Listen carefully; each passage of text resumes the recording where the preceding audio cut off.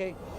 So, you guys, I'm from Denmark, and we have a lot of Danish people asking the questions about Kennedy, and as we talk about inside, that everybody knows where they were when Kennedy was shot.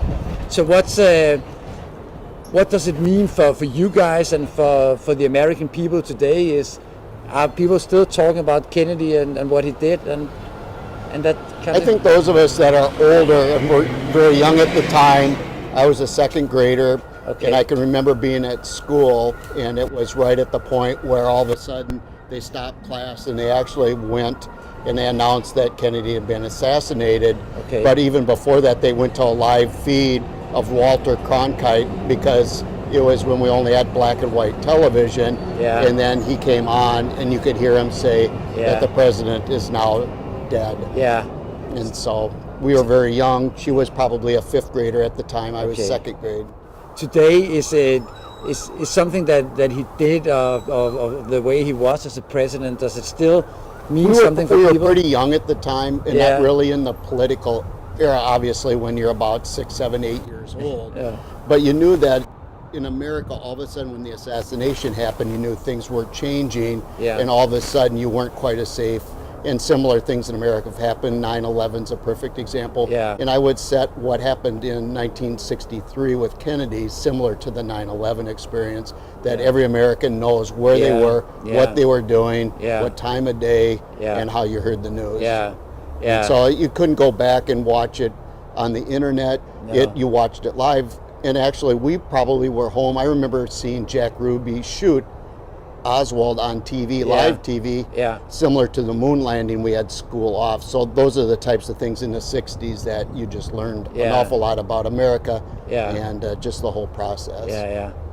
And I think I remember, like, from the Kennedy era, the Cuban Missile Crisis, Bay of Pigs.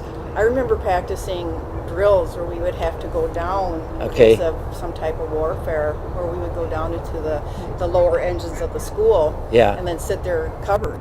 So I remember all that. But I think the space program with him is the thing that I remember the most, and especially like with some of the current movies that are coming out now, and the death recently of John Glenn. It just really brings that all back. It was a cycle of people you really respected as youth growing up, that you still go back to the 60s era, of those of us that can remember that, because it was an era probably unlike any other time in American history, that you had people of that stature, that all of a sudden, in case of Kennedy's, was assassinated, to King's assassination, to Bobby Kennedy's assassination, and all of a sudden it became to the forefront of how the country was becoming divided and the problems that were all of a sudden surfacing.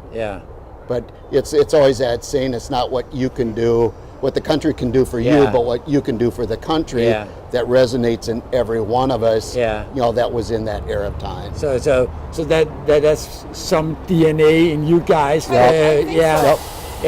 Do you think is it the same for young people today? Is not what America can do for you? I think it was an era of time where you didn't have 24/7 news, you didn't have the internet, and you could turn on any one of the 3 major networks, and you knew it was going to be Walter Cronkite, which was the voice of America, and you could trust everything he said without any challenge, and you weren't sidetracked onto the 24/7 news bites that you would get. Because it was the news. Today you hear something, and tomorrow you just forgot it. Because and it was probably the first time you saw things live on TV. Because back in those days, if you didn't see it live, you didn't see it. And so you'd watch, whether it was a football game on Sunday, a basketball game on Saturday. If you didn't watch it, you didn't see it. So it's a challenging time now. But back then, that's where it really kind of started for those of us that are baby boomers. I'm a younger one. She's a little bit older, but we're younger baby boomers. So great.